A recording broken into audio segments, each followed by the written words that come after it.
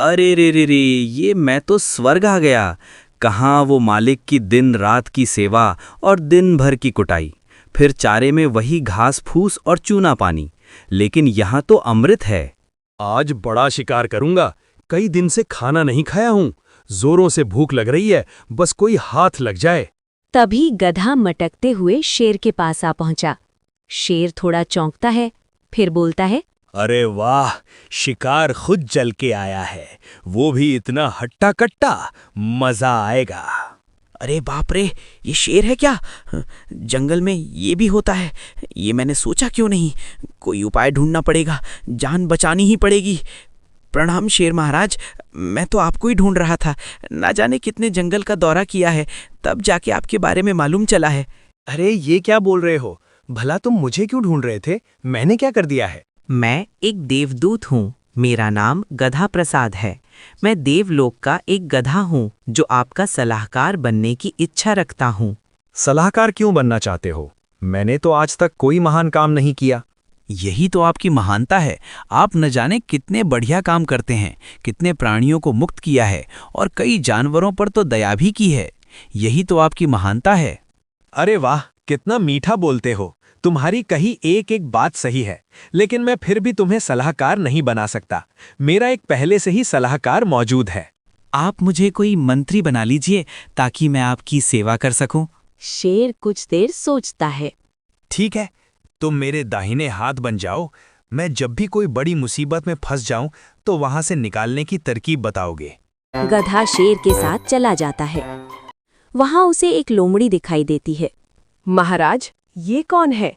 इस जंगल का तो नहीं लगता। ये देवदूत है, गधा है। ये मेरी सेवा करने के लिए आया है और मैंने इसे अपना दाहिना हाथ बना लिया है। ये मेरी रक्षा करेगा। क्या? अगर ये दाहिना हाथ है तो मैं क्या हूँ? मैं आपकी एक भरोसेमंद सलाहकार हूँ। मेरी राय है कि किसी भी अनजान पर भरोसा करना सही नहीं है। ये देवलोक से आया है, इसे हल्के में मत लो। खास मेरे लिए आया है, और तो और ये मेरा फैन भी है। लोमड़ी को गधे पर पूरा शक था, फिर भी शेर के कहने से वो शांत हो गया। गधे, आज मेरे साथ शिकार पर चलो।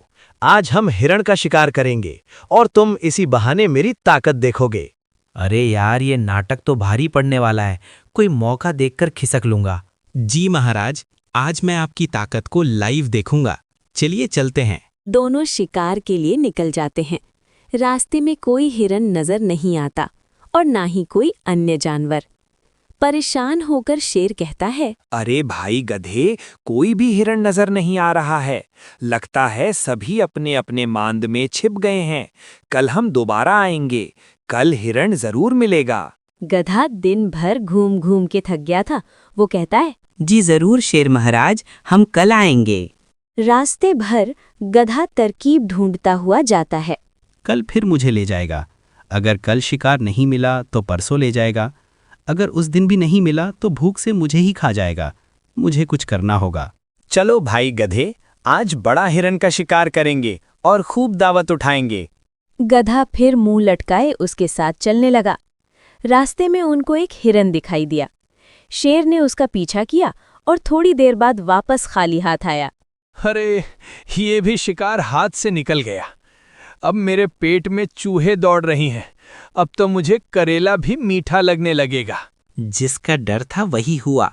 अगर अभी कुछ नहीं बोला तो हमेशा के लिए चुप हो जाऊंगा। अपना नया दांव खेलने के समय आ गया है। मैं जानता था शेर महाराज, हमें शिकार नहीं मिलेगा, क्योंकि आपके नसीब में अब मांस खाना नहीं लिखा है। अब आपके नसीब में फल सब्जियां खाना लिखा है। क्या मैं एक शेर होकर फल सब्जियां खाऊंगा? भला ये कैसे संभव है? ये मुझसे नहीं होगा। जरूर होगा। जब मैं धरती पर आया तो मुझे बोला गया कि शेर को फल खिलाना, जिससे उसकी ताकत और भी बढ़ जाएगी, उसका रंग निखर जाएगा, वो और दयालु हो जाएगा। अगर ऐसी बात है तो मैं जरूर फल सब्जियां खाऊंगा। गधे, तुम मेरे लिए अच्छे अच्छे स्वादिष्ट फल लाना ताकि मैं जवान दिखूं। जानवर कई दिनों से गधे को शेर के साथ देख रहे थे, इसलिए गधा जिसके घर भी जाता वो डर से उसे कुछ फल दे देता। गधा इस बात को नोटिस करता है। अरे वाह, मैं जो बोलता हूँ वही होता है। जिससे जो भी मांगू वो मेरे सामने लाकर रख दे रहा है। मुझे कोशिश भी नहीं करनी पड़ रही है। गधा फल सब्जियां लेकर जब शेर के पास पहुंचा तो शेर ने एक एक करके फल और सब्जियां खाईं। उसे खाकर उसका मुंह उतर गया। अरे बाप रे, इसका स्वाद कैसा है। मुझे तो बहुत ही बेस्वाद लग रहा है, लेकिन सुंदर और ताकतवर दिखने के लिए ये बहुत जरूरी है। एक दिन लोमड़ी शेर से मिलने आई। उसे फल सब्जियां खाते देख हैरान हो गई। उसने पूछा, ये आप क्या कर रहे हैं? भला फल और सब्जियां क्यों खा रहे हैं? छोड़िए ये सब, तुम चुप रहो। इससे मुझे ताकत और सुंदरता मिलेगी। मेरे देवदूत गधे ने कहा है कि इससे मुझे सब कुछ मिल जाएगा। एक बार तुम भी ट्राई करो और देखो कि कैसे ये सब काम करता है। अरे आप उसके बातों में अंधा विश्वास कर रहे हैं। अंधभक्त मत बनिए। जैसा आप हैं वैसे ही रहिए। किसी के कहने से बदलने की कोशिश मत कीजिए। अच्छा, लेकिन वो देवदूत है, उसकी बात झूठ नहीं हो सकती। तुम मुझे मत बहकाओ। बोलो, किस काम से आई हो? गधे की शिकायत लेकर आई हूँ। ये आपका देवदूत किसी से भी कुछ भी मांग लेता है। अगर कोई नहीं देता तो उसको आपके नाम से डराने लगता है। फिर डर के मारे सभी उसे कुछ न कुछ देते हैं। ये तो बहुत गलत बात है। मेरा नाम लेकर गधा ये सब कर रहा है। आज मैं उसका पीछा करके सच्चाई का पता लगाऊंगा और उसे दंड भी दूंगा।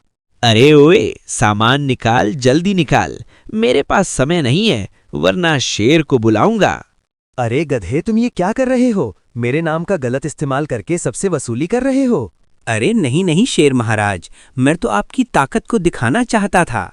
क्या आपने देखा, आपके एक नाम से इस प्राणी ने बिना सोचे समझे सामान लेकर दे दिया।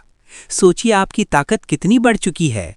अरे वाह, मंत्री हो तो तुम जैसा। वरना जब लोमड़ी ने मुझसे कहा कि तुम ये सब कर रहे हो तो मैं बहुत परेशान हो गया था। मुझे लगा कि तुम मुझे धोखा दे रहे हो। अच्छा, उसने ये सब कहा। माफ करना शेर महाराज, छोटी मुंह बड़ी बात। वो लोमड़ी आपको राजा के पद से हटाना चाहती है। उसने आपसे जरूर बोला होगा कि फल सब्जियां ना खाओ, आप कमजोर हो जाओगे। अरे हाँ, उसने बिल्कुल ऐसा ही बोला है। लेकिन तुम्हें कैसे पता? वह आपको कमजोर करना चाहती है और बदले में आपकी जगह खुद राजा बनना चाहती है।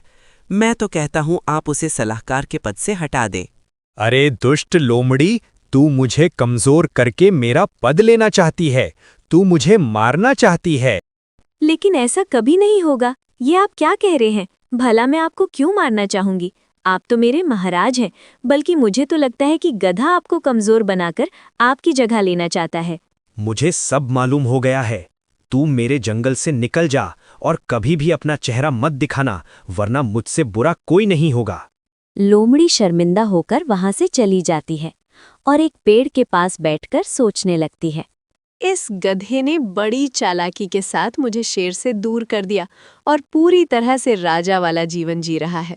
लेकिन समय सबका आता है। मेरा भी समय आएगा, तब इसे बताऊंगी। अरे यार गधे, मैं इतना कमजोर क्यों फील कर रहा हूँ? क्या मेरे खाने में किसी चीज की कमी है? अरे शेर महाराज, अब आपको और फल सब्जियां खानी चाहिए। समय के साथ आपके शरीर को इन चीजों की और आवश्यकता है, इसलिए खाते रहिए।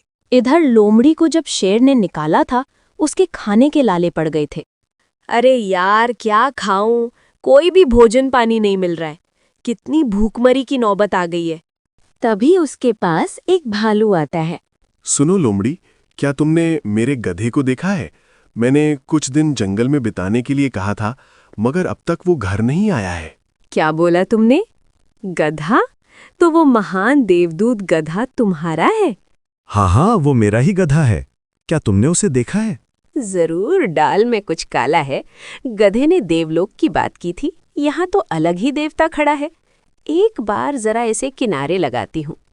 अरे भालू भाई, वो गधा तो शेर महाराज का खासम खास है। शेर महाराज कहते हैं कि वो देवलोक का गधा है। मैं तो उसकी खास दोस्त हूँ।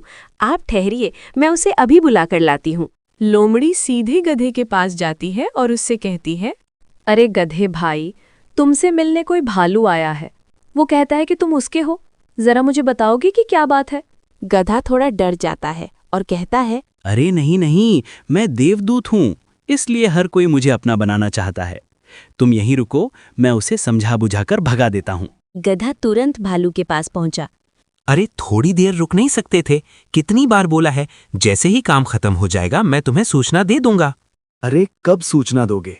कई दिन हो गए तुमसे, छोटा सा काम नहीं हो पा रहा है। एक मामूली शेर ही तो है। उसके साथ एक चालाक लोमड़ी भी तो थी। वो हर काम में अपना टांग अड़ाती थी। बड़ी मुश्किल से उससे पीछा छुड़ाया है। बस कुछ और दिन, फिर शेर कमजोर हो जाएगा, फिर तुम उसे खत्म कर सकते हो। तभी शेर और लोमड़ी वहां आ पहुंचे। लोमड़ी ने शेर को इस बात की सूचना दे दी थी। देखा आपने, ये इस भालू का जासूस है। मैंने आपसे कितनी बार बोला था, हर किसी पर भरोसा नहीं किया करते, चाहे वो कोई भी दावा करे, चाहे खुद को भगवान ही क्यों ना बताए। गद्दार बड़ी खतरनाक चाल चली थी। मुझे फल खिलाकर कमजोर करना चाहता था और इसे भालू के हाथों मुझे खत्म करना चाहता था। शेर अपनी पूरी ताकत के साथ उन दोनों पर हमला कर देता है और दोनों की खूब पिटाई कर जंगल से भगा देता है। तुम ही मेरे सच्चे और बुद्धिमान सलाहकार हो। आज मैं तुम्हें इस जंगल का मुख्यमंत्री बनाता हूँ।